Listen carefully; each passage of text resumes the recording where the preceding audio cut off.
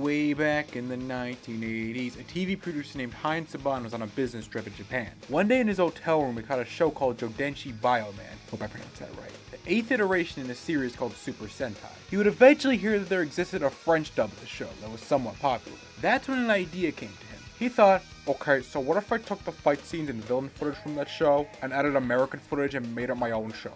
I totally can't see such a silly idea for a show be a massive pop culture phenomenon the last 30 years or anything. So he made an Americanized Bioman and pitched it around, but to no avail. Fast forward to the early 90s where the Super Sentai series would be in its recent season, Zoo Ranger. So he decided to make a new pilot with the footage from that series. He called it Mighty Morphin Power Rangers, pitched it to Fox Kids, they picked it up, and the rest is history. The show did become a massive pop culture phenomenon, and it did last 30 years, with the franchise recently celebrating its anniversary. There was a point in my childhood where I was obsessed with this series, more specifically with the seasons Samurai and Megaforce, but I'm getting ahead of myself. Eventually I did grow bored of the series around 2015 after Megaforce ended, but recently my interest in the series came back. That's when I decided to watch/rewatch every single season that's out at the moment, from Mighty Morphin up to Cosmic Fury. This may seem a bit strange to some of my viewers, seeing as I never talk about Power Rangers on this channel. I primarily stick to animation for my reviews, but I have been meaning to branch out and go over other topics, this being one of them. I also was originally going to talk about every single season in one video, but I decided to split it into 5 parts. I thought I'd do this so I can get a break from watching the show every now and again. I could still pump out animation reviews. So I guess you could consider this series a late 30th anniversary celebration of Power Rangers. Anyway, let's get the ball rolling. This is part 1 of me reviewing every single season of Power Rangers.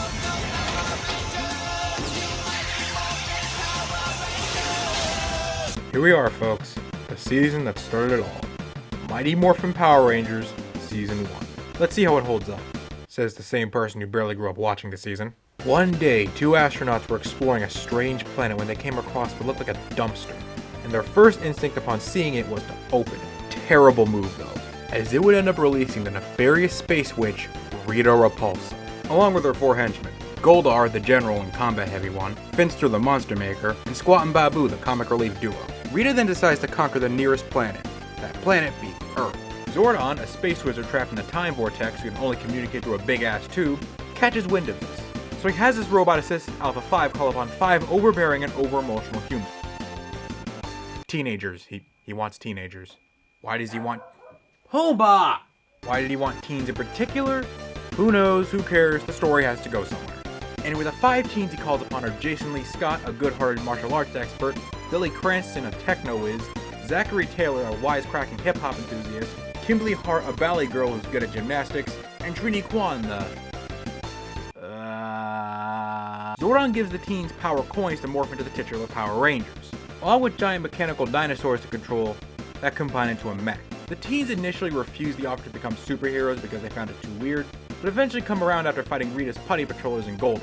It's here the teens would fully commit to defending the planet from the clutches of Rita Repulsa, thus beginning the story of the Mighty Morphin Power Rangers.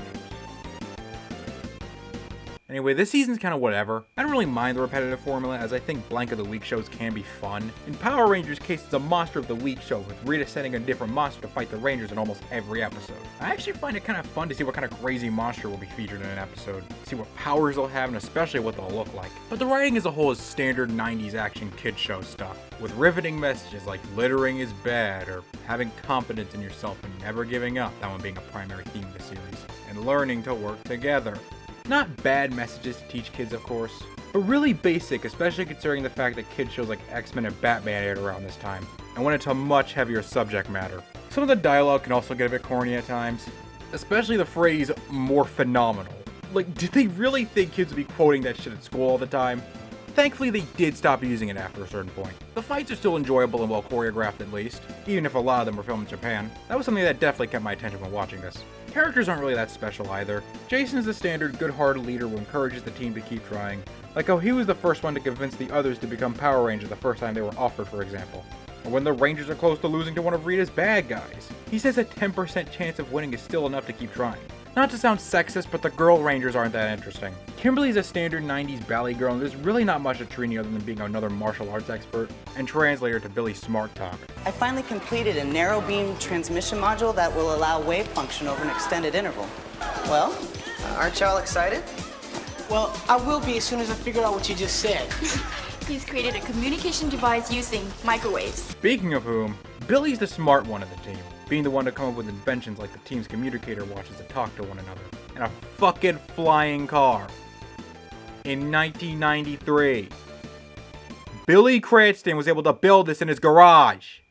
With a box of scraps, probably. Out of all the Rangers, Zach is probably my favorite. Definitely has some of the funniest lines in the show. Oh, my big strong hero. Mwah! Oh man, get up!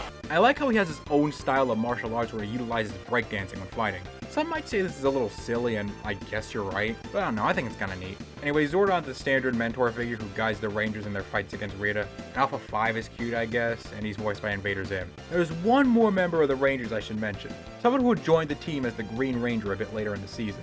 If you know Power Rangers, you know exactly who I'm talking about. None other than Tommy Oliver.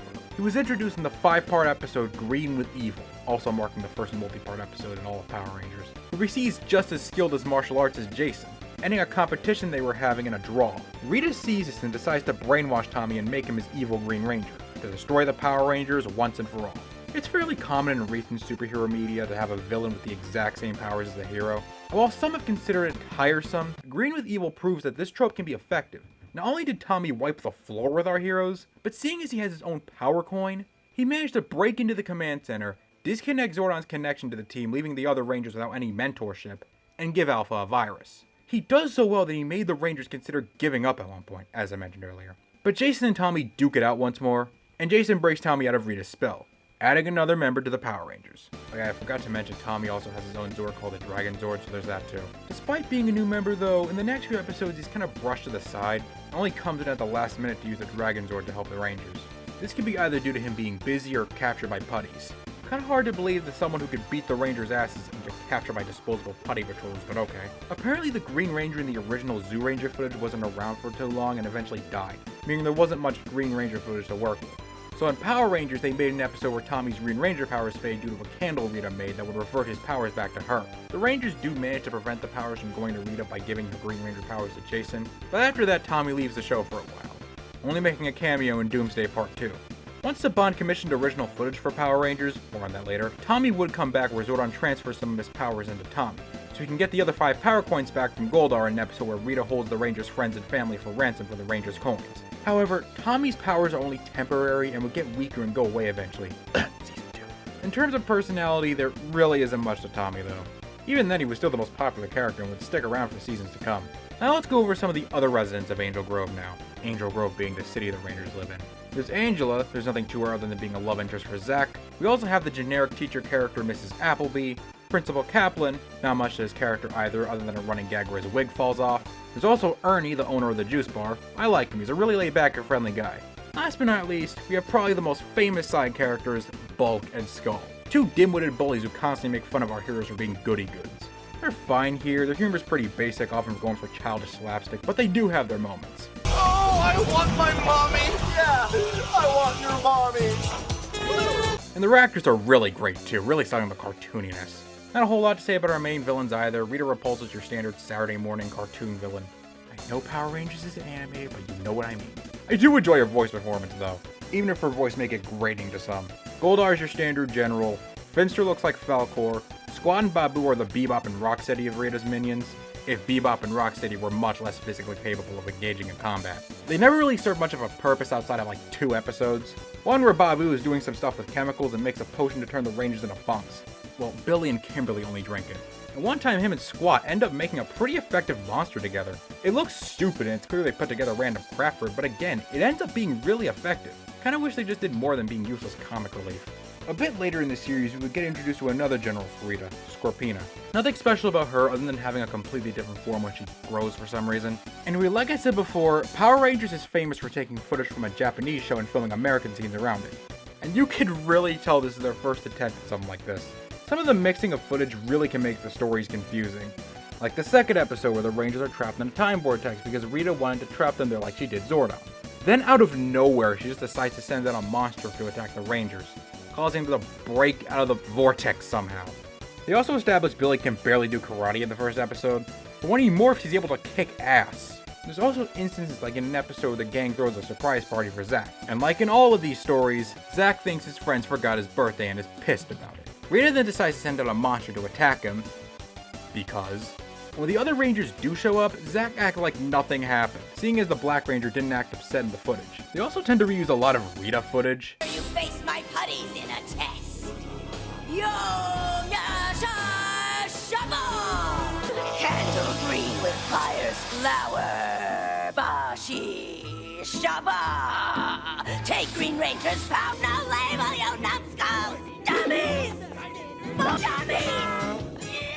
My guess is that there wasn't much Rita footage to go off of what they were going for. There's other little things too, like the Green Ranger shield plate looking drastically different from the American footage due to the OG shield getting shipping damage, and the Japanese footage looking a lot older. Like, I deadass thought Zoolander was years older than Power Rangers, but it turns out that Japan was still using older technology to film their shows for some reason. After the initial pickup of 40 episodes, the crew did start to run out of Zoolander footage, so for the last 2 or so episodes of season 1, they decided to commission more Japanese footage, which allowed for better balanced footage, and them to write out the fight scenes with the Rangers. For example, there's this one episode where Billy's scared of a fish. Fun fact, the commissioned footage also had a lot more animal-based monsters. So Rita decides to send out a monster who is a fish, along with using a spell to enhance Billy's fear of fish. And in the Ranger footage, Billy is actually scared to fight the fish. They also use the commissioned footage to bring Tommy back, like I explained earlier. So that's the first season of Power Rangers. I probably would have liked it more if I had proper nostalgic connections to it, but as it stands, it's just okay. A standard action show with standard writing, standard humor, standard characters, standard just about everything. Not a terrible season, it's still somewhat entertaining, but better seasons are yet to come.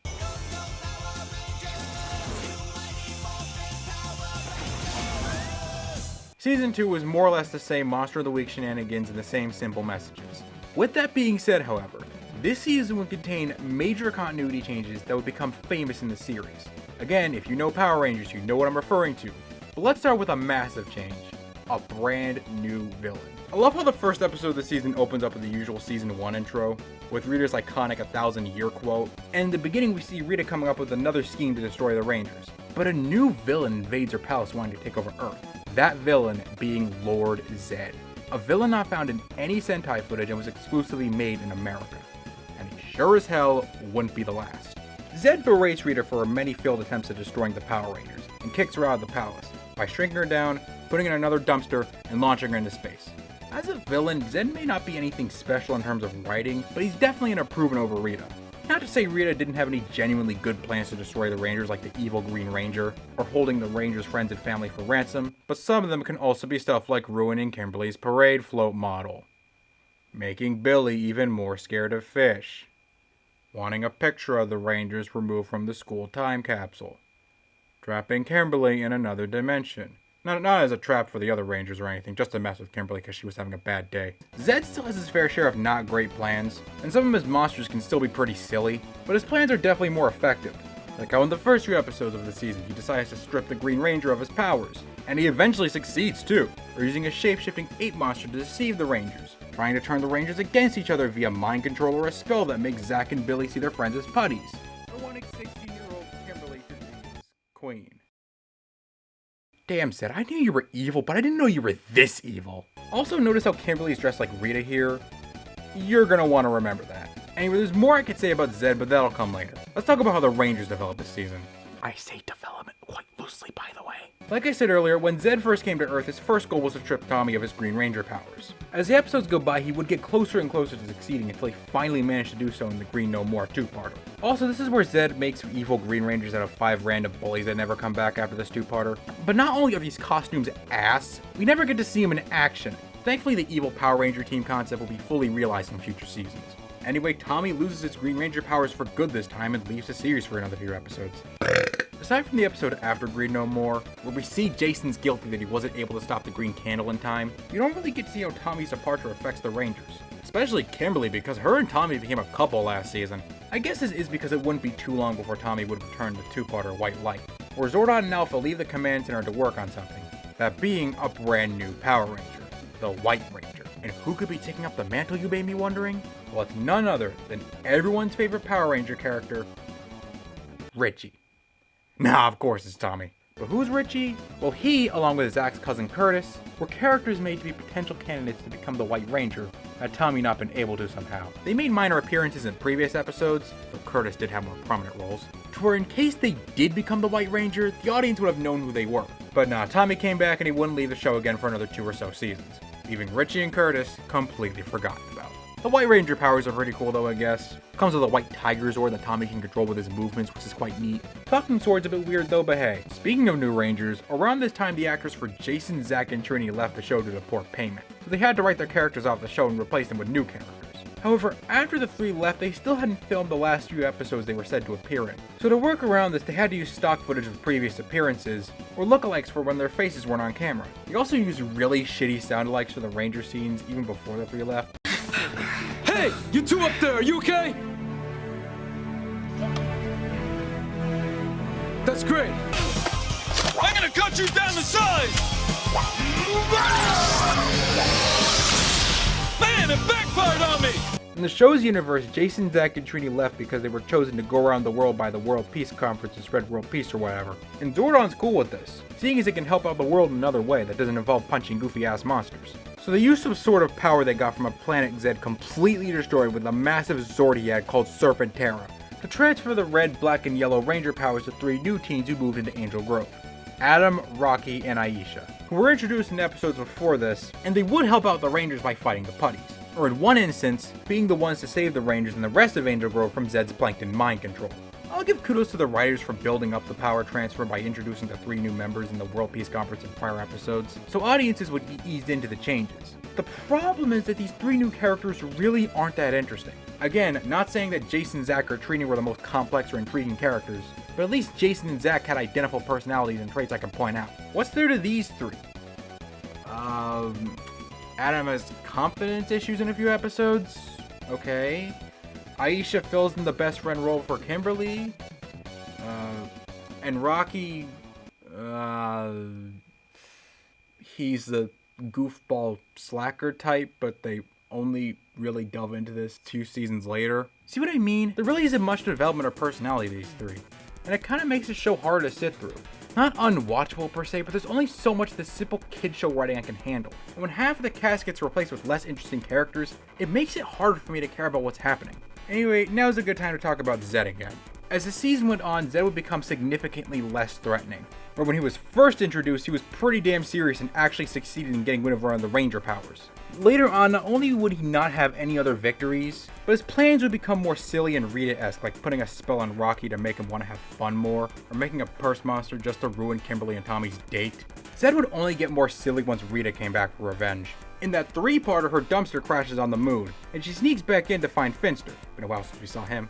Finster grows Rita back to normal size, and Rita uses a love potion on Zed while he was on his 100-year recharge, so she could eventually ditch Zed and take back her palace. That never really ended up happening though, as in one episode that did show their love became genuine. The potion ends up working and Zed ends up falling madly in love with Rita. In the same episode, the 2 end up getting married. So yeah, kinda sucks seeing Zed go from this powerful badass who doesn't fuck around to a cranky husband who became almost as silly as Rita. It was cool seeing all these past monsters at the wedding though. This was apparently done because parents complained their kids found Zed too scary, so they used this marriage as a means to tone him down more. Parents of America, everyone. The last bit of character progression I want to bring up is Bulk and Skull. In the season premiere, they get attacked by putties, but the Rangers save them. That's when they get the idea to find out the identity of the Power Rangers, so that they can become famous. Just about every episode they're in always has some new scheme like staging a monster attack, collecting voice samples, making cement footprints, the list goes on. One episode they do actually end up finding out the Rangers' identity, when the Rangers had their memories lost from a monster. We get our first bit of heroism from the 2 as they stand up to the monster and restore the Rangers' memories. It's great. Even if the 2 end up losing their memories of what happened because status quo. In the past, we did get hints of them actually being more than just bullies. Like in a dream they had where their superheroes are controlling the Megazord. And a few episodes prior, they saved a runaway stroller and looked after the baby inside said stroller. So this moment where they save the Rangers is another nice bit of development. But believe me, their best moment is still yet to come. Now I should probably talk about the footage for this season, because there are a lot of changes when it comes to that. Firstly, this is when the show started utilizing more American footage of the putties, as they see an American exclusive upgrade, a massive Z on their chests. Gee, I wonder who came up with that one. So pretty much all the putty fights in the Ranger uniforms are now in American footage, and eventually all the Ranger suit footage would all be filmed in the US. More on that later. They also started taking elements from the recent Sentai at the time, Die Ranger, like the Rangers' new Zord they used to fight Zed's monsters, the Thunder Zords. Some of the monsters, these gray grenade things Zed uses to make the monsters grow.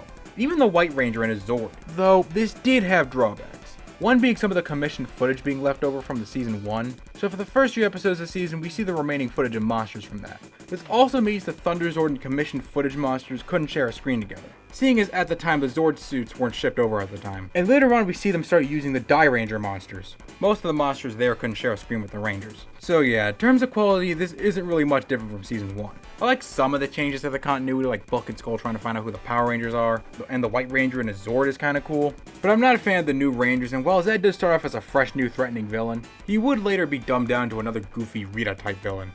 Oh well. There's only one more season left to discuss in this era, so let's get that over with.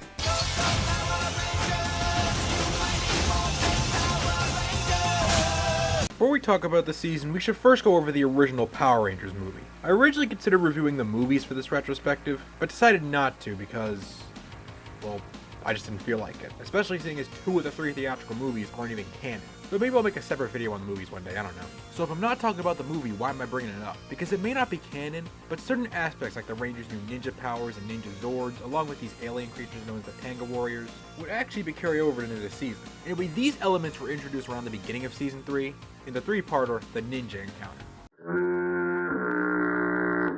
This one also has a new villain introduced, Rito Revolto, who's also the brother of Rita. But as you can see, they look just as alike as Thanos and Harry Styles. I think Rito fills in that comic relief role far better than Squad and Babu ever did. Rito is established to be a bumbling moron, but the same bumbling moron manages to have the Thunder Megazords obliterated. Rito may not be laugh out loud funny in my eyes, but at least he's still somewhat useful. And we'll grow a somewhat fun dynamic with Goldar later down the line, where Goldar gets pissed off with Rito's bullshit. Going back to the ninja encounter, not only are the Zords completely destroyed, but the Rangers lost their powers too. So they're sent to look for someone named Ninjor, who's actually the original creator of the power coins, so the Rangers can get new powers from him. So the Rangers go off but are ambushed by the Tanga Warriors, which in this series were given by Rito as a late anniversary gift for Rita. The Tangas pretty much become the new foot soldiers this season, putting the putties out of commission. They can also talk. I thought I'd never get my way out of there! Anyway, after barely escaping the Tangas, the Rangers find Ninjor and God, I am not a fan of this Marvin the Martian ass voice. It does not suit him at all. Zordon sent us on a quest for new powers and Zords. Lord Zed destroyed our old ones. Time's up, and that's a lovely story. Don't let the door hit you on the way out. Wait, we're the Power Rangers. Which means what? Will you just listen? The Rangers ask him for new powers, but Ninjor declines. Then Tommy gives a speech about how they'll still be Power Rangers even without powers. This makes Ninjor change his mind, giving the Rangers the ninja powers and Zords, along with alternate suits with extra powers like teleporting and cloning. I don't get the point of these alternate suits when they could just have the new powers with their old suits, but okay. So the Rangers use their new powers and Zords to save the day once again. In the same multi-parter, we get to see the next stage in Bulk and Skull's development, where they join the Junior Police Force. They first do this to up their riz after hearing some girls talk about how they love a guy in uniform, but in future episodes you get to see them want to do good, or impress their boss, Lieutenant Stone. Not only that, but them and the Rangers are also on good terms with each other. We get moments where the Rangers show up to support Bulk and Skull at their ceremony, and Bulk and Skull help the Rangers out, whether it be catching a car thief that took Kimberly's car, or finding a lantern belonging to Adam. It's really nice to see while they still are just as silly as they are in the past, now they mean well and want to help out their community. After that we get a few filler episodes where now I could bring up how sillier the monsters of the week have gotten. Not that Power Rangers didn't have silly monsters, god no. But this is like a whole new level if you ask me. We have this centipede monster that does football, Kane from the Amazing Digital Circus making Tommy eat junk food excessively, and this literal wall monster that turns people into bricks, just to name a few. As silly as some of these monsters can get, I still do like some of their designs. I don't know, I just think they're neat. Now let's talk about the season's next big story, the introduction of Catherine. Cat for short. This one went on for quite a few episodes actually. Cat is introduced in the two-parter of Ranger Catastrophe, where Aisha adopts this cat, but later it's revealed that Cat was actually Catherine. Catherine was brainwashed by Rita to spy on the Rangers and help her and Zed with their schemes. In that episode, she lures Tommy into a trap where he's forced into fighting Rita with Goldar. He makes it out though and Cat befriends the other Rangers. The next multi-part episode involves Catherine stealing the Pink Ranger coin so Zed and Rita can power up the legendary Shogun Zords. The coin being stolen leaves a bad effect on Kimberly, makes her all weak and stuff. Zed manages to capture Kimberly and almost drains the life out of her, damn. So after this crazy moment where Zed fucking breaks into the command center and tells the Rangers to control the Shogun Zords or Kimberly fucking dies, Tommy goes out to save Kim and gets into a fight with Zed. the only time Zed actually fights the Rangers, sadly. Thankfully, Tommy does save Kimberly, while also breaking Zed's staff in the process. Billy also manages to rework the Shogun Zords to not work for Zed, and the day is saved once again. Not too long, we get another multi-part episode. I know there's a lot of them this season. Where Kimberly is offered to be trained by a famous German gymnastics teacher all the way in Florida, meaning she'd have to put her Ranger duties aside to do this. She's of course hesitant about this, but Zordon assures her that he never intended to rob the Rangers of their normal lives, which was also apparent previously with not only Jason, Zack, and Trini's departure, but there's also a moment in Doomsday Part 2 back in Season 1, where Zordon gives the Rangers the option to go back to their normal lives and give up their Ranger duties. That episode was the 40th in the original series order, so they wrote it as a finale in case the show never got renewed. In this episode, we actually get to see something never seen in Mighty Morphin before. Kimberly is struggling to balance her normal life and Ranger life. The German dude says she has to put everything aside in order to do this training, but Kimberly doesn't want to put aside her Ranger duties. This is really cool to me, because throughout these seasons, we never really see how the teens' regular lives are affected by their Ranger duties, especially considering how they're always running clubs and classes like Jason's karate class or Trini's pollution club. So I think that was only showcased in like 1 or 2 episodes. That aspect gets ignored for pretty much the entirety of these first few seasons, and it would have been interesting to see more of it. That's why I kind of enjoy this episode more than the others in the show. The stress actually makes Kimberly fall off a balance beam when she's practicing late at night, and bumps her head, putting her in a coma. In the next episode, Kin is rushed to the hospital. After being freed from Rita's spell by remembering her life before she got brainwashed, Kat tells Kimberly what's been happening. The Rangers are pretty understanding though, with Tommy even telling Kat that he used to be brainwashed and he first became the Green Ranger. So Kat is free from Rita's spell now. And later in part 3, Kimberly accepts going to Florida to train, and Catherine will become the new Pink Ranger. Again, I don't mind the switching characters, but much like Adam, Rocky, and Aisha, there really isn't much to Catherine other than the fact she wants to be a swimmer. It honestly just hinges the show even more because now this cast is just really dull, which is probably a major reason to why these seasons got harder to sit through. Because even with all the high stakes stories and cool fight scenes, I don't really care about most of the cast that much. But oh well, it is what it is, I guess. Anyway, after a few filler episodes, we're introduced to the father of Rito and Rito, Master Vile. He comes over because he's disappointed his daughter and her husband weren't able to take over Earth when he's running a whole friggin' galaxy. So he comes up with his own plan, but first he gives the Tengas food to make them stronger. Fortunately, Zordon has a new add-on to the Ranger suits to help them fight the new threat: metallic armor. Don't get your hopes too high though. The armor is just glitter that's hard to see. But it does make the Rangers stronger and faster, so at least it's useful even if it's rarely used. Back on the moon base, Val and Zed are butting heads with each other, and Zed uses the fact they captured the Falcon Zord Ninjor a few episodes back to back up his argument. But due to Rito's buffoonery, he ends up tripping and releasing Ninjor. While this is happening, Val brings up the fact he's looking for something called the Zeo crystal, a powerful crystal trapped somewhere beneath the moon base that no evil being can access. Wonder if that crystal's gonna be important later. Ninjor overhears this and informs the Rangers at the command center. Meanwhile, Master Val creates an ooze monster to drain Ninjor's powers, which it succeeds. Later, Tommy and Kat teleport to the Moon Palace to obtain the Zeo crystal. Tommy goes through a deception cave to obtain it, and Catherine distracts Zed and Rita by saying she wants to be evil again. Tommy eventually retrieves the crystal and they teleport out. Meanwhile, the other Rangers are having a pretty hard time with the monster, with it not only draining Ninjor's powers, but also the Shogun Zord's power. Not to mention hurting the monster will hurt Ninjor.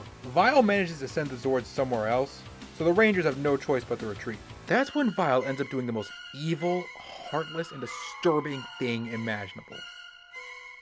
He uses the juice bar to throw a party before he finishes taking over Earth, you horrid monster! Zordon discovers the Zords have been sent to the galaxy Vile took over. They use the Zeo crystal to free the Zords, and go back to risk hurting Ninjor to fight the monster in Vile.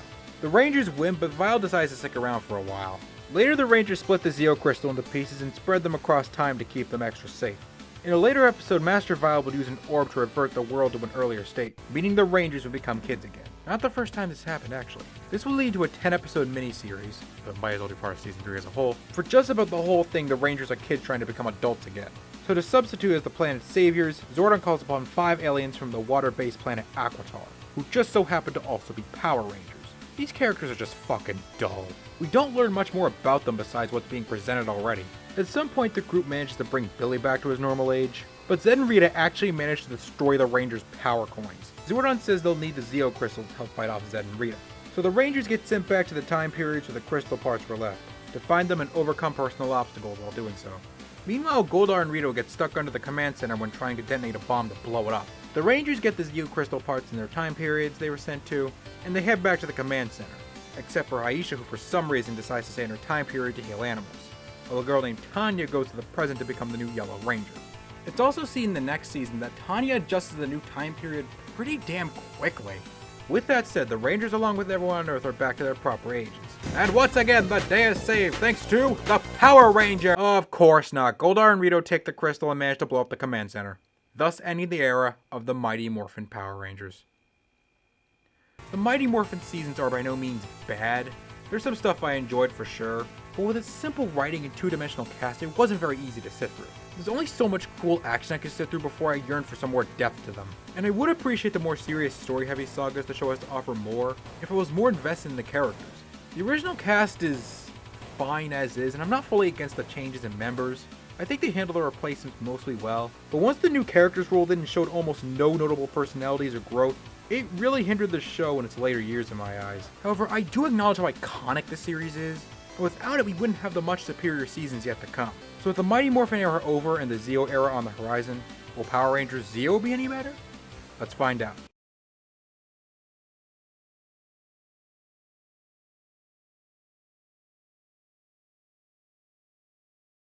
We pick up right where the last season left off, with the Rangers running through the destroyed command center. They eventually find the Zeo crystal, which Goldar and Rito somehow drop on their way out, and it opens a tunnel underneath the command center, where we find a new base Alpha and Zordon have been working on for a while. While that's going on, the villains are celebrating their supposed victory over the Rangers.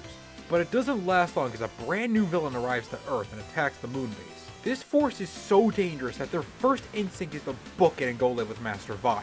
Except Rito and Goldar, who are not only stuck on Earth but are suffering amnesia. This eventually leads them to become servants of Bulk and Skull. I'm not really a fan of this subplot, to be honest. I think it's a pretty dick move on Bulk and Skull's end, seeing as they become better people. They made Goldar kinda dumb here. I get him and Rito have amnesia, but I still think they could have kept him somewhat serious. They didn't make him quite as gullible as Rito, but still. Thankfully, the subplot doesn't last long, nor do they really do much with it. Anyway, this new threat is the Machine Empire, led by King Mondo and his wife Queen Machina, along with their son Prince Sprocket and Clank and Orvis. Zordon tells the Rangers about this new threat and bestows the Zeo Ranger powers on them. Only 5 Rangers can get these powers though, as there are only 5 crystals. So now Billy just helps Alpha in the command center and aids the Rangers with his tech, even helping make the Rangers new Zords, which I guess I should mention.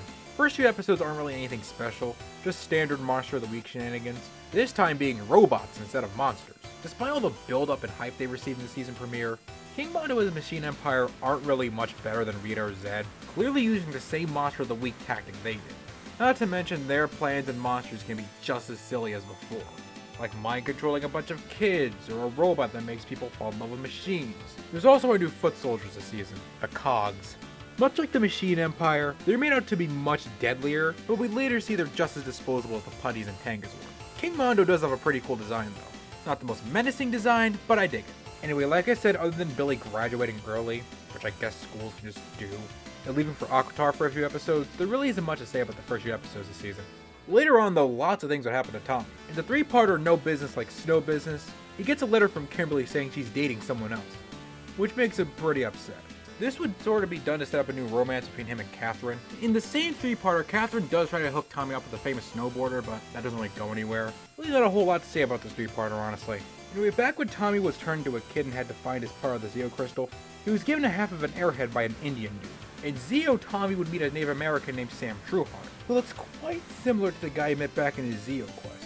At the end of the episode, Tommy would meet Sam's adopted son, David Trueheart. Doesn't he look familiar? Next episode, Sam sends Tommy on what he calls a vision quest, where he has to follow Sam around and climb mountains. Once he completes said quest, he ends up meeting David, who not only has the other half of the arrowhead, but it confirms that David is Tommy's long-lost brother. Fun fact, David is also played by Jason David Frank's real brother, which is a nice touch. Tommy says he never wants to lose contact with him again, understandable I guess. Then in the next episode, King Mondo uses David as ransom for the arrowhead. As we learn, it's pretty powerful. Actually a pretty solid batch of episodes. Tommy is rightfully worried about his brother, which is felt throughout, with him not being able to focus on using his own Zord properly. No, his other own Zord. Yep. And King Mondo's plan, while cliche, is actually effective. Plus, I think this might be the first time he's using American footage. Anyway, briefly going back to Bulk and Skull, due to some shenanigans trying to impress a girl, they end up having Lieutenant Stone fired, where Bulk and Skull also leave due to protest. He takes it well though, as he ends up starting his own detective business, with Bulk and Skull tagging along. Anyway, our next major story introduces a new Ranger.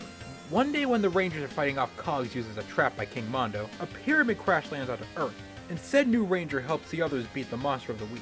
This Ranger being the Gold Ranger. I really like his suit and all, but he looks more like the Black Zeo Ranger with gold around him. For the next few episodes, he would often come in when the Rangers are battling another monster and help out. But who is this mysterious Gold Ranger and why did he come to Earth? Eventually, the Rangers start to wonder about this Gold Ranger too. And in one episode, we end up learning that he has bounty hunters after him. Then the next episode, his ship is shot down by said bounty hunters. So he goes to Aquitar for help. Here we finally get to see the identity of the Gold Ranger. Trey, leader of the planet Triforia. They're not able to help Trey though, so they contact the Power Rangers to tell him they'll be sending him back to Earth. But King Mondo makes some force field around the command center to make sure Trey crashes into Earth. The Rangers use some device to make sure he crashes safely, and he lands in the water on the beach. Once they save Trey, we end up learning that his species has 3 different personalities fused into one. Trey of Courage, Trey of Wisdom, and Trey of Heart.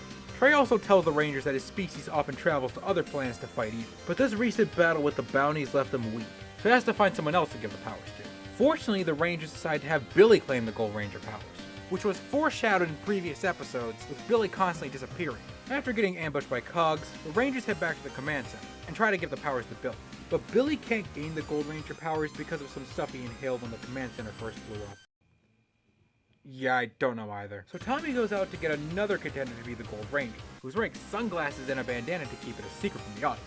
King Mondo catches wind of this and sends Cogs after the two. They manage to teleport back and we get to see who Tommy's contender is.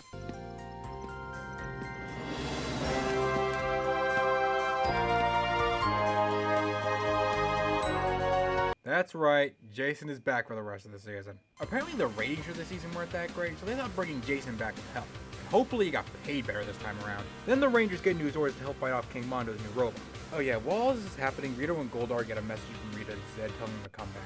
The next episode they have some weird dream where Rita and Zed contact them again and tell the two they're coming back to Earth. And they tell Goldar they'll give him his wings and sword back if he promises to never do anything good again. So Goldar and Rito have their memories back and ditch Vulcan's skull. As for the next major story, King Mondo has had enough of losing to the Rangers, so as a last-ditch effort, he pulls out a powerful sword he used 1,000 years ago to destroy the Rangers once and for all. The reason he never used his sword since is because of it being too powerful even for him. So he uses the sword to fight the Rangers, but like always, the Rangers come out victorious and beat King Mondo, further showing that King Mondo really wasn't any better than Rita or Zed, thus ending the Zeo era. Nah, JK, there's still a few episodes left. So Rito and Goldar get teleported somewhere else where Rita and Zed have an RV? Where the hell did they get this? Anyway, Rita and Zed are back and now trying to take down the Machine Empire. Their first scheme involves sending a bomb up to their palace. But thanks to Rito's incompetence, they lose a remote to control said bomb and it becomes sentient. And for a few episodes, Louis Kaboom, name of the bomb, becomes our new big bad. For some reason. Yeah, Louis definitely feels and especially looks like a silly monster the Rangers would beat in one episode, and not an actual threatening main villain. But like I said, he doesn't stick around for long. A few episodes later, it's revealed that Mondo had another son before Sprocket, Prince Casket and his wife Archerina. They came back after he heard about Louis Kaboom taking over, so they used some love spell on him to make him go fight the Power Rangers, where he gets defeated and nothing of value was lost. Casket's definitely a better threat than Louis ever was, and it shows in the next story arc, where he kidnaps Tommy, erases his memory, and manipulates him to believing the Power Rangers are evil, and that he's the ruler of the Machine Empire. Casket also kidnaps the Gold Ranger and forces them to fight each other in an arena. Zed and Rita catch wind of this on TV, and while they're enjoying the fight at first, they realize the Machine Empire will still have Earth themselves after they destroy the Power Rangers. So they decide to use the other Rangers to help Tommy regain his memory. With the power of friendship, it works. While this is going on, Bulk and Skull end up trapped on the same planet by the same mist that brought Jason there. But with help from another alien, they manage to escape. Not before seeing them actually fight the Cogs, which is pretty neat. This episode made me believe that Casket and his wife would actually be effective threats. For future episodes, maybe remember the show's habit of building up strong and dangerous villains, only to nerf them one way or another.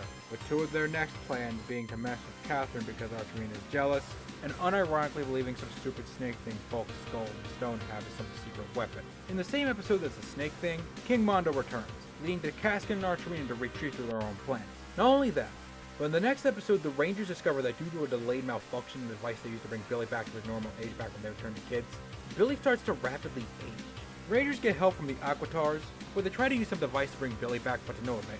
Meanwhile, Finster makes a new staff for Rita, where she decides to test it by turning Catherine into a monster, but they end up missing and turn her ugly person to Oogie Boogie's girlfriend. The Machine Empire also sends down a robot that can control their machinery, so the Rangers end up fighting two monsters, which doesn't go well. As the Machine Monster manages to control the Zeo Megazord, Billy tries to fix it, but the Megazord ends up going off.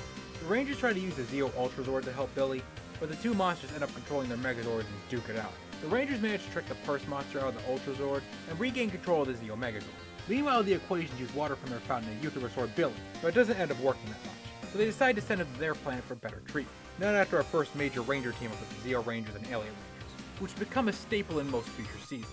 The Rangers return back to their base, but they see Billy is back to his regular age, but he decides to stay on Aquitar because he's fallen in love with someone there, making Billy the last of the OG5 to leave the show. The reason for Billy's departure is not really because of his actor's pay disputes, but because he was gay in the 90s, so he constantly got made fun for it on set. Thankfully, those days are mostly behind us. Our last major story arc involves Jason's Gold Ranger powers weakened. Casket and Archerina return to take the powers away from him, but end up getting their asses handed to him after a fight in Giant Form. In the last episode, Rita and Zed return to Earth. They aren't afraid of the Machine Empire anymore, and want to take the Gold Ranger powers, much like King Mondo. A bit later in their confrontation, the Tangas and Cogs would actually fight each other, and they are pretty fucking brutal with each other. God damn, why weren't they this brutal with the Rangers? Later it's revealed that Jason's body is starting to reject the Gold Ranger powers, for some reason. But Trey is still split in his three forms, so they decide to do some ceremony to restore Trey to normal. Despite some setbacks from Rita and Zed, it works. So Trey uses his powers to grow the Rangers himself to fight off King Mondo and finally defeat him.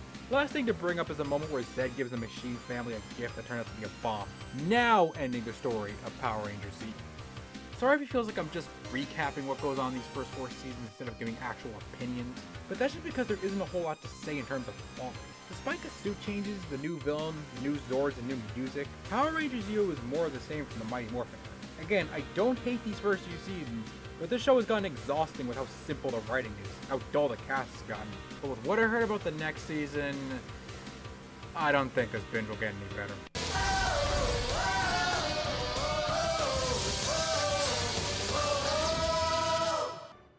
Now I should point out that the season started out as a movie, the second ever theatrical Power Rangers movie, Turbo, a Power Rangers movie. I went back and forth on whether I should watch this movie seeing as it is canon unlike the previous film, but decided not to, think I wouldn't really miss much. I guess I should still describe what goes on though, to the best of my ability. The main villain Divatox wants to marry some lava monster on an island, but in order to win his heart he has to sacrifice 2 humans of pure heart. The 2 humans she goes after being Jason and Kimberly, so it's up to the Rangers to go to the island and save them. Before they do, they receive new powers, the Turbo powers. A common complaint is that there's literally no explanation of why the Rangers need new powers and literally nothing happened that made them give up the Zeo powers. Like the last time the Rangers had to switch their powers, there was an actual reason to why. Rita and Zed destroyed their power coins. Here they only get new powers for the sake of our new obligatory suit change every season. That's not the only big complaint this movie receives. There's also our new Blue Ranger. I don't think it's clear to why Rocky's actor left the show, but in the movie he gets a back injury at a karate tournament. Then this kid named Justin ends up finding out who the Rangers are and sees them teleport. He ends up sneaking into the base, and Zordon is perfectly cool with making this random kid become the new Blue Turbo Ranger. And much like with this power change, there is quite frankly no reason to why. This was done as a cheap means to cater to a young audience more, having a kid be a Power Ranger when it really wasn't that necessary, as the show was still successful without them starring kids. So it does feel pretty forced, all things considered. But enough about the movie, I may go into more detail on it someday. Now let's see how the actual season is. This season opens with a 3-parter titled Shift into Turbo, which by the way is a new morphing phrase this season, replacing It's Morphin Time. And it has the Rangers graduate high school. And Justin is about to enroll in Angel Grove High because I guess schools in this universe can just do that too. But I will say the Rangers leaving high school does have story potential. Hope we don't completely waste this idea. Anyway, Divatox vows revenge on the Rangers after the events of the movie. And her first big plan is to blow up the power plant to ruin the Rangers' graduation. Okay, I thought we had these petty ass plans back in Mighty Morphin. What the hell? Anyway, while this season was in production, there was talks of Bulk and Skull getting a spin-off show.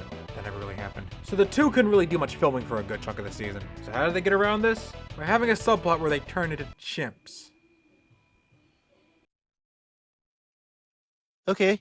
Anyway, later in the 3-parter, a character from the Turbo movie shows up in the command center to take Zordon back to his home planet using some wormhole in space. Yep, now Zordon's leaving the show. And who do they get to replace him with? Some bitch who only speaks in questions, leaving the Rangers to figure out how to solve problems on their own. I get what they were going for with this character, but she doesn't seem very useful as a mentor trying to aid the superhero team against world-ending monsters. Would have preferred if the Rangers didn't have a mentor and Zordon said something like, "Y'all had enough mentorship. I think you're ready to handle shit on your own." Would have helped to aid the whole Rangers graduating thing, honestly. Whatever, the next 9 episodes aren't really that good. I guess I should point out the Sentai this season was adapting, because it kinda contributes to one of the season's major issues. The Sentai this season was adapting was actually a parody of the Sentai series, meaning it was a lot sillier. and there was behind the scenes debates on whether they should ignore the extreme silliness of the Sentai or embrace it. Which is why there are moments that are noticeably much sillier than the past 4 seasons. Like Tommy looking through his Zord's manual while using it, the Rangers fighting a large monster completely forgetting they have Zords, and in the later episode they fight off a pizza monster named Mad Mike, and he bakes them in a giant pizza. I'm not joking.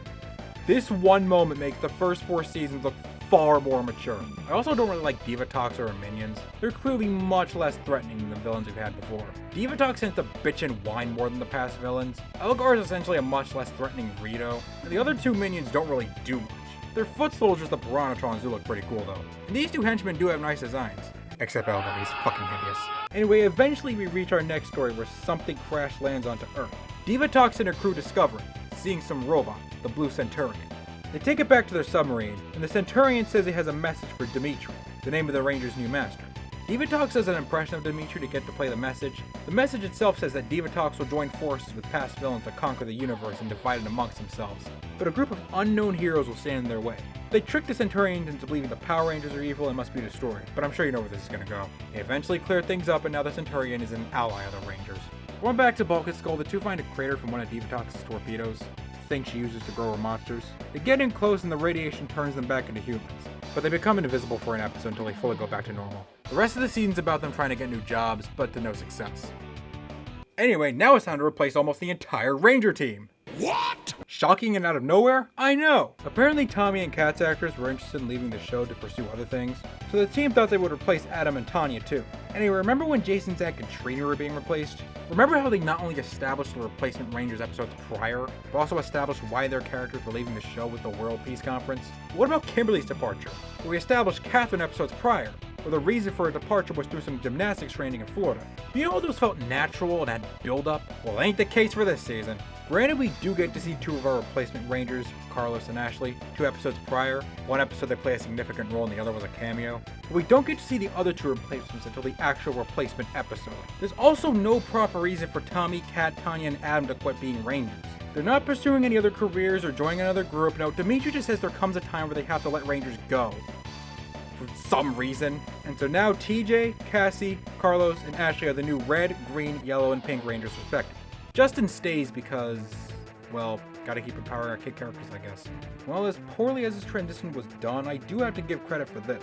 The season was completely bombing in ratings, but the change of the cast did help improve it, and it was enough to give the show one more season. Anyway, after a filler episode about Divatox using fancy jackets to turn everyone into jerks, again, what was some of our fucking plans? We get 2 episodes introducing some new allies to the Rangers.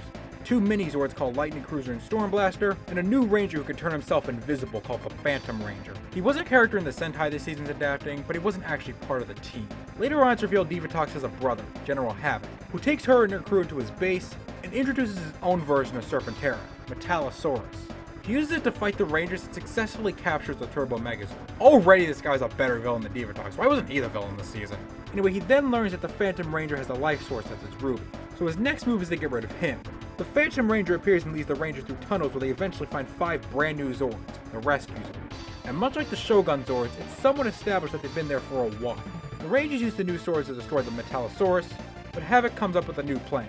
That plan being to kidnap Cassie to lure the other Rangers into a trap. The Phantom Ranger uses his Ruby to try and save her, but it's revealed to be Havoc and he successfully kidnaps the Phantom Ranger for his Ruby. After the Rangers use the Rescue Megazord to beat Havoc's other Metallosaurus, Havoc leaves vowing to create another Metallosaurus to destroy the Rangers. He doesn't come back after that, does he? Nope. Anyway, Divatox has the Phantom Ranger Ruby and now the Phantom Ranger's dying. Divatox uses the Ruby to power the Turbo Megazord to use to fight the Rangers. But with a bit of help from Lightning Cruiser, TJ manages to remove the Ruby and take back the Turbo Megazord. They return the Ruby to the Phantom Ranger and he leaves. And I kinda wish we got to learn more about this guy. He didn't really amount to anything. Anyway, after another batch of filler episodes, we've reached the finale. Ace into Space. Wow! With a title like that, I can't wait to see the Rangers go to Kentucky! It begins with Justin's dad getting a new job, but it will require them to move to a new city, meaning Justin will have to give up his Ranger duties. And I am very sad about that. The Rangers then receive a distress call from Zordon's home planet, where Zordon says his planet is under attack and tells the Rangers to stay on Earth. A bit earlier in the first part, Divatox sends out a naturally large monster to fight the Rangers, and it actually manages to destroy both their Megazords. They do manage to defeat the monster, but the Rangers are left without Zords. They teleport back to the command center, where Divatox's henchmen use the trail to find their base. When they get back, the Rangers are told that Zordon's planet has fallen and he's been kidnapped. So Dimitri and the Blue Centurion go off to help Zordon's planet. Then Divatox decides to be an actually competent villain and not just raid the power changer, but completely fucking destroy it. Kinda hard to believe this moment's from the same season that had the Rangers baking a giant pizza. Anyway, Divatox gets this message from this human torch head, telling her that Zordon has been captured and to go to the Cimmerian planet. The Rangers overhear this and decide to follow Divatox into space. They go to this universe's version of NASA, and Justin convinces the commander to let the Rangers use their shuttle. Then the Rangers, except Justin, go off into space to fight Divatox, thus ending the story of Power Rangers Turbo. Good riddance. I wouldn't say I hate this season as much as the other fans, but yeah, this is easily the worst season of the Zordon era. It's more of the same Monster of the Week shenanigans with the occasional overarching story and or major continuity change, but noticeably worse with the ramped up silliness thanks to the Sentai footage, the inferior villain, and the damn child Power Ranger. Seriously, you can make Justin the same age as the Rangers and nothing about his character would change. That's how cheap of a decision it was. There's also some minor stuff I forgot to mention, like Stone running the juice bar with Ernie's actor having to leave the show due to health problems, and Alpha getting a New York accent and saying yo yo yo instead of his iconic ay ay ay to make him more cool for the kids. Hey kid, why don't you take a picture of something? It'll last longer. And you know, that's probably the biggest issue. I'm aware the show can't neglect its target audience, but this season was really leaning on the show being for kids and lost quite a bit of substance from the past 4 seasons. Thankfully, the last season we're going to go over today is not only an improvement, but is in my opinion the first truly really solid season of Power Rangers. Go Power Rangers, oh Power Rangers, oh Power Rangers, in space! The premiere opened with all the main villains from the past 5 seasons gathered together at the United Alliance of Evil, along with the Rogue Fleet. This is where we're introduced to our main villain of the season, Astronomer, along with our foot soldiers, the Quantrons. Then the leader of the United Alliance, Dark Spectre, shows up. By the way, Spectre has his design reused from the Turbo movie, which the show points out. Hi. Remember me? You remind me so much of my fiancée. This is probably due to the fact that this season's budget wasn't as high this time around due to the poor ratings of Turbo. In a way, Astronomer notices the spy and Goldar removes his robe, revealing it to be another Red Ranger. The Ranger escapes and Dark Spectre sends Astronomer after him. We cut back to the Rangers in their shuttle still in bad shape from the end of Turbo. They try to ask Alpha where they are, but his voice has been messed up. All of a sudden, a large ship sucks the Rangers' shuttle. The part where the Rangers are looking around the new ship is pretty weird. It's all quiet and stuff, there's creepy music in the background. And probably the scariest part of all of this, a space oven that can cook any food. The new Red Ranger returns to the ship and gets into a quick fight with the other Rangers, thinking they're intruders. But their ship is suddenly attacked by Astronomer and they crash land on another planet. The Quantrons then attack the Rangers on said planet, with the Rangers coming out victorious like always. It's then we get to see who our Red Ranger is this season, Andros. He may be human, but he grew up on a colonized planet that was destroyed and abandoned years ago. They go back to the ship where Andros repairs Alpha's voice. He wasn't able to get his original voice back, but gives him a new voice that still stays true to the mighty Morphin. I actually kind of like Alpha's new voice, it's pretty cute. This is fantastic. I thought I'd never be understood again. Yippee! Andros also fixes the Ranger shuttle, and here we get a scene where Ashley asks Andros if he's ever gone back to his home planet, which he responds with no. I bring this up because Ashley is sort of crushing on Andros, which, spoiler alert, they become a couple later down the line. It's fine, I guess. That's definitely well built up to it. I guess I'm just not much of a romance person. Andros leaves the Rangers with their shuttle, but Alpha stays in the ship to tell Andros that him and the other Rangers not only have the same goals, but they're all Power Rangers and he's gonna need all the help he can get. Meanwhile, the other Rangers get their asses handed to them by the Quantrons. Astronomer also shows up, but I guess now's a good time to mention that at the start of the season, she's just another generic female Power Ranger villain with a standard performance. I say that at the start of the season because you'll see. I will say, despite Astronomer's hamminess, I like how her plans in future episodes, while they still involve monsters of the week, the monsters she gets are significantly less silly and don't rely heavily on over-the-top gimmicks. That, and she doesn't seem to be all bitchy when she loses, and would often prepare another plan after witnessing a monster be defeated by the Rangers. One of many signs in the season that the show is starting to deter with its audience. Andros returns and helps the Rangers out by giving them the season's Morphin. Then we get to see the in-space team fight for the first time. They escape the planet, but Astronomer chases after them. That's when Alpha uses some box to turn the ship into an Astro Megazord, which is just one giant Zord instead of 5 individual Zords put together. They defeat the spacecraft and decide to head back to Earth to repair the ship, and Astronomer vows revenge on the team, thus concluding the beginning of the end of the Zordon era. This is a pretty good way to start the season. It establishes our new characters and stuff pretty well. And remember what I said about it being cool to have a season where the Rangers don't have a mentor? Well, here they don't have a mentor, unless you count Andros, who's much more familiar with space. So, that's cool. The next episode's another solid one, setting up more things to come. One night, Bulk and Skull are looking through a telescope and they see Astronomer's ship, and they act accordingly. The next day, the Rangers head back to Earth and go into the Surf Shed, a replacement for the Juice Ball. We even meet a new character running the place, Adele. She's no Ernie, but she does have some humorous moments of sass every now and again. We also see Andros use some telekinesis to put some hot sauce in Bulk's shake, after he saw Bulk not share his fries with Skull. While this is happening, Bulk sees a scientist in the newspaper and the two head to his place, meeting said scientist in his van. So the rest of the season is the two working with the scientists to discover aliens. The scientists would often believe ordinary things like melons and rabbits are aliens, often saying, "Perhaps to the untrained eye," when Bulk and Skull pointed out. Meanwhile, Astronomer sends down her general Ecliptor. Looks super cool, by the way. I love the spikes and grid-like design. They fight him off both in their normal size and their Megazords, but guess who comes out victorious? The next episode involves the Teenage Mutant Ninja Turtles. Yes, your ears are working perfectly fine. This version of the Turtles is taken from a live-action series airing around the time, TMNT: The Next Mutation. I didn't actually watch this episode, I didn't think there was really a point to do so, but I'm just in awe that there exists a version of the TMNT that's canon to the Power Rangers universe. And from what I know, they don't reference this again. Going back to the actually important stuff, we learned that when Andros was a kid, he had a sister named Chrome. One day when they were kids, Chrome was kidnapped by an alien, and Andros has done everything in his power to try and find her. It also shows in this episode that he's still reluctant to work with the others. Not just the fact he wants to keep them safe, but this mission is pretty personal. Honestly, something I love about Andros. Past Red Rangers were already good friends with their teammates, and had no issue with being part of a team, let alone leading. Andros has been by himself for a while without any friends or allies, besides his AI on the ship, and something else we'll talk about later, and is willing to do things on his own, but has to learn the value of teamwork.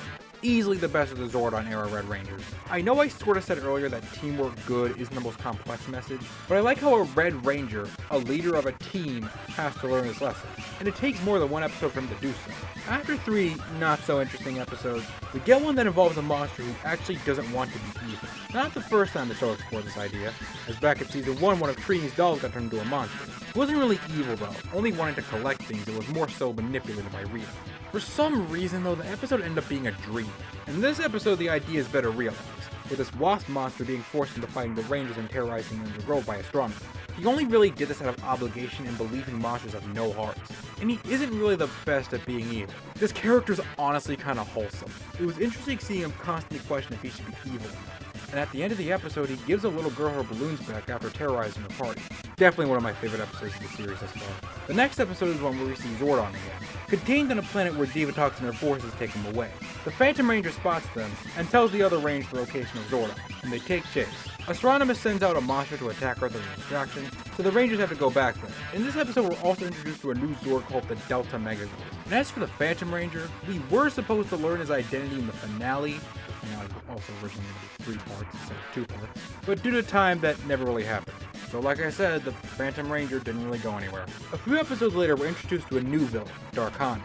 He was introduced quite abruptly in his debut episode. He just teleports in on Ecliptor when he's about to jump the Rangers, and Ecliptor already knows him. Dark Honda goes on Astronomer's ship saying he knows her, but Astronomer doesn't know him. Interesting. He proves himself worthy by infecting Carlos with a bug that turns him into a monster, and Darkonda then joins Astronomer and her forces, much to Ecliptor's dismay. After an episode where Darkonda fuses with Ecliptor, we find out that the being who took Andros' sister was Darkonda. So Andros goes to some space saloon, in a disguise of course, where he wins key cards that are potentially linked to Zordon in the game of Space Poker. He trades the key cards with Darkonda for information on his home planet, but after Darkonda shares some info, he realizes one of the Rangers and gets into a fight with him. Earlier in the episode, Darkonda got what he believed to be a super strength potion, but it was actually a trick set up by Ecliptor. Later on when Darkonda uses the potion, at first he effectively fights off the Rangers, but he ends up mutating a bit, and producing another monster. The Rangers get their asses handed to them, so they go to one of Jupiter's moons and use the key cards to find 5 new Zords, the Mega Voyager, 4 of which being regular ships, and 1 of them being a mini-man. So the Rangers use the new Zords to beat Darkonda, who will totally never bother our heroes again. After 2 filler episodes, one of which involving Justin coming back one more time, we get an episode where we meet this season's extra Ranger. The other Rangers discover a dude frozen in ice inside his room. Andros explains the guy in the ice is his best friend Zane, who's also the show's first Silver Ranger. When their home planet was being destroyed by Dark Spectre's forces, Zane took a big hit that was meant for Andros, causing him to be badly injured. So Andros encased him in ice, and In the same episode, due to a ship malfunction, Zane breaks free from the ice and helps the Rangers fight a monster. His next two episodes really aren't that great though. The one after this has Andros be pissy about Zane hanging out with Ashley, and he takes his anger out of him. Like, Andros can feel upset about his love interest he's potentially taken, but come on dude, you haven't spoken to your best friend in 2 years. In the same episode, Zane's powers are seen to be weak, with him demorphing against his will. Zane goes to Alpha for help, but he says Zane doesn't have much time left. His powers don't have much time left to be specific. One of the Rangers overhears this, and the others believe Zane is dying when he's really not. So Zane uses the others' constant pampering to his advantage, and yeah, it's kind of predictable and mid. But at least Zane gets his powers back. In the beginning of the next episode, the Rangers are fighting off Astronoma's monsters. But one of the monsters goes crazy and attacks Astronema, leading to Zane going in and saving. The next scene shows Zane being genuinely nice to Astronema, giving her something to drink and roasting a marshmallow for her. After that, Astronema can't stop thinking about him. Even in the next episode after the date they plan goes wrong, she's still pining over him. This probably being a sign of Astronema's redemption. Yeah, spoiler alert, Astronema is the first Power Rangers villain to go through a redemption arc. I'll go more into it later though. After helping a group of rebels on a planet secretly run by Darkonda, Zane decides to stay there for a few episodes to help out. Don't know if there was a production reason for this, but whatever. Then we get one more team-up episode with a past Ranger. That past Ranger being Adam. The episode he returns in is honestly better than I expected. It's mainly about Carlos accidentally injuring Cassie in a monster fight, and he feels really guilty about it, to the point where he considers giving up being a Ranger. But with help from Adam, he learns that he's got to take chances when it comes to stuff like this, and take a leap of faith every now and again. The message even applies to Adam, who manages to fix his power coin, but it could destroy him if he used it, judging by the bad state it's still in. But he took that chance anyway. The story continues in an episode where Andros fights Darkonda for answers about his sister. We even see Astronema start to wonder about her family. It's revealed by Ecliptor that she was left on his doorstep, and he practically raised her, which shows because he truly cares about her. Ecliptor tells Astronema to not let her brother distract her, and that she's still pure evil, so they stage another attack on Earth. Near the end of the episode, Andros finds that Astronema dropped her locket. The locket that pretty much confirms that Astronema is Andros' sister, Chrome. This would only make Astronema conflicted about her life choices, because she now figured out she's fighting her long-lost brother. In the next episode, we see Darkonda is actually happy Astronema's torn between good and evil, better showing the contrast between him and Ecliptor, where Ecliptor, while evil, has a sense of honor, and like I said earlier, genuinely caring for Astronema, while Darkonda is much more chaotic, and enjoys the evil he does. After a fight scene between the two, Dark Spectre tells Astronema she has to kill her brother in order to prove her loyalty. So she sends a monster to fight Andros, but after seeing Andros nearly killed, she helps out by giving back his Morphin drop. The final stage in Astronema's redemption is an episode where she tricks the Rangers into believing she's good, and knows Zordon's location. The Rangers, except Andros, and still believe she has a chance to turn over a new leaf, are hesitant but agree anyway. Turns out it actually was a trap, and Dark Spectre disguised himself as Zordon, and now Astronema is about to destroy her brother. But she doesn't, and actually fights back against the bad guys. The Rangers escape with help from Ecliptor, and Astronema is now on good terms with the team. Astronema's redemption was handled pretty well. We get plenty of episodes building up to it, and I like seeing her debate on whether she should redeem herself or stay evil. Really interesting stuff. And trust me, she totally won't go back to the dark side one way or another. No siree. Dark Spectre sends a giant meteor down to Earth, and Astronema sneaks back into her base to try and stop it. But she's caught by Ecliptor, who looks a bit different. When that fails, the Rangers use their Zords to push the meteor away from Earth, with help from Zane rocking a new Zord we made with the Rebels. After that, Zane and Andros sneak into Astronema's base to find her, but they find out she's been brainwashed to fully obey Dark Spectre, which also explains why Ecliptor looks different. So yeah, Astronema's redemption doesn't last long sadly, even if she is brainwashed here, but at least she's less hammy when brainwashed. And I definitely prefer a new hairstyle over whatever the fuck this was. Anyway, the next episode, the Rangers see an identical group of Rangers on the news. So they go investigate, and the fake Rangers reveal themselves as the Psycho Rangers. They're faster than our heroes, smarter than our heroes, stronger than our heroes, and they're evil. These guys are henchmen of Astronema and have their energy linked to Dark Spectre. The more energy they burn, the weaker he becomes. She's doing this because even in her brainwashed state, she sees no reason to be loyal to him. The Psycho Rangers are honestly really badass. Not only do they look cool, but they manage to beat our heroes' asses in almost every encounter, even absorbing their fighting knowledge. Their major downside, though, is that while they're superior in strength, brains, and speed, they lack the proper cooperation that makes our heroes successful. For example, Psycho Yellow captures Ashley in an episode, but when she's fighting with Psycho Pink, they let Ashley get away. Speaking of whom, in the same episode they managed to defeat Psycho Pink, who interestingly enough has a monster form when she grows, and in the next episode they use better strategic planning to take down Psycho Blue. The plans being to have the Rangers fight their opposite colored Psychos, and wearing the same colored suits to confuse them. However, after they beat Psycho Blue, the other Psychos manage to take the Mega Voyager away. The Rangers locate the Zords in a distant galaxy. Zane distracts the Psychos while the others try to get their Zord back, but Psycho Yellow manages to take control of the Voyager. But they also manage to get her out, and all 4 Megazords fight off the remaining Psychos. Dark Spectre survives his energy drain, but he's definitely been weakened. After a filler episode, Astronema sends a monster that kidnaps people and takes them to a secret city. More notably, Andros, Carlos, Bulk, Skull, and the Professor get taken there, so it's up to the rest of the team to save them. Andros and Carlos can't morph in the secret city, but Andros is able to use his Battleizer. Oh shit, I completely forgot about that. So in past episodes, Andros used this thing on his wrist called a Battleizer to make his hand glowy and fight better. Here he tries another feature it has to give him an armor upgrade. The secret city's moved to another location with the people inside it. Then Astronema decides to test the device that turns things into data cards on Bulk, Skull, and the Professor.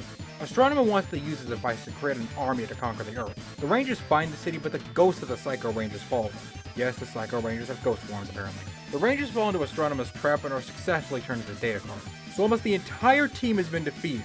Had it not been for the Psychos being salty with the fact they weren't the ones to defeat the Rangers in person, or I guess Zane showing up, I think Astronema would have been successful at making the Rangers work for her. The Psycho used the machines to turn themselves back to normal, and change the Rangers back to normal. The Psychos fight the Rangers and Zane shows up to turn everyone back to normal.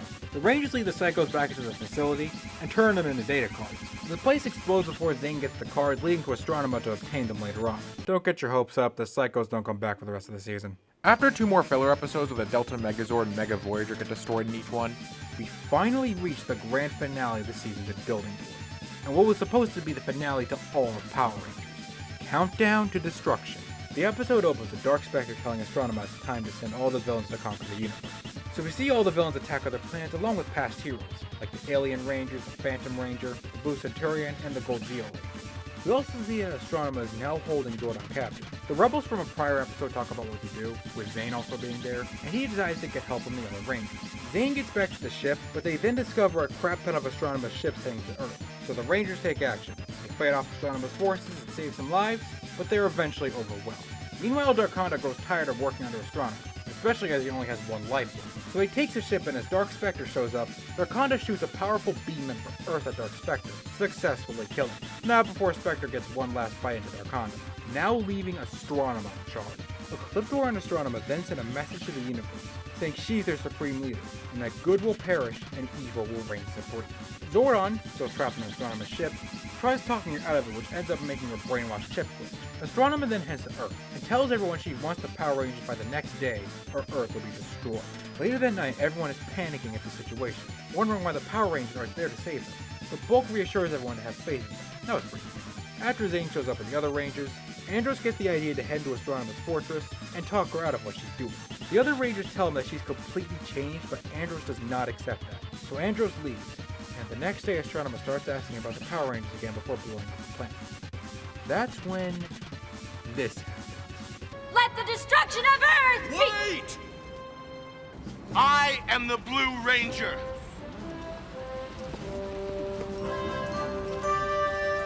I'm the Black Ranger. I am the Red Ranger. Bulk and Skull claim themselves as Power Rangers, causing everyone else to do the same. Such a great moment.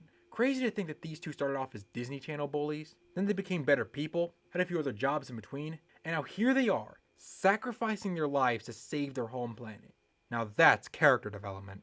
As Astronema is about to kill everyone, the real Rangers show up and reveal their identities. We then get a fight involving not just the Rangers, but all the civilians that looked up to them. Easily one of the best moments in the series. We see Andros sneak through Astronema's basement trying to find her sister, but actually stumbles across Zordon. Zordon tells Andros he has to destroy his tube, effectively killing him, in order to erase all evil in the universe. Was this established in a previous episode? What's the Tubies even made of to have such a power? Kind of feels a bit like a Deus Ex Machina. Anyway, Astronema catches Andros, and Andros tries talking Astronema out of her mind control as they fight. As Astronema is about to take one final blow at Andros, he deflects the attack, effectively killing her. Ecliptor breaks in and the two get into another fight. Andros subdues Ecliptor, and Zordon says it's Andros' duty as a Power Ranger to save the universe, and now is the time to do so. So without much more hesitation,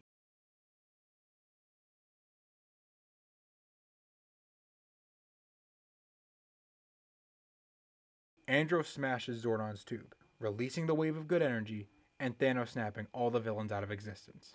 Well, most of them. The more human-proportioned villains, Zed, Rita, and Divatox, get turned good. I will say I love the music that plays in the background as this all happens. So now the universe is saved and everyone on Earth celebrates. Andros comes back to Earth holding her dead sister, but I guess Andros has healing tears because some drop on Astronema and she comes back to life. So after stopping on Andros' home planet, the Rangers head back to Earth victorious, thus ending the story of not just In Space, but ending the long, overarching story of the first 6 seasons of Power Rangers. As I said earlier, this season, in my opinion, is the first truly great season of the show, and the first step into its evolution into becoming more than just a generic Monster of the Week kiddie show. This time around it's much less childish and silly. We get great character arcs surrounding Andros and Astronema, with Andros learning to be a part of a team, and Astronema finding out about her past, and after some thought, joining the good guys, with this season's biggest theme about the choice of good and evil surrounding her. And it all led up to a pretty great finale with one of the best moments in the series. The season still has some episodes, and I feel like they kind of wasted the idea of all the past villains working together. After the premiere, aside from Divatox in a few instances, none of the other villains show up again until the finale, and for such a powerful being, they didn't really do anything with Dark Spectre. But aside from that, this was still a very solid season. If I were to rate this era as a whole, I'd say it was fine. The Mighty Morphin and Zeo seasons had stand-up moments, but weren't anything that special. Turbo was a significant downgrade, but it ended on a bang with In Space. In Space practically saved the show from cancellation after Turbo nearly killed it, so the show was able to continue past this point. So it was decided that every season after this would have their own self-contained story with a new cast of characters and a new set of powers for each. So in short, this era of the series may be over, but a whole new one is about to begin.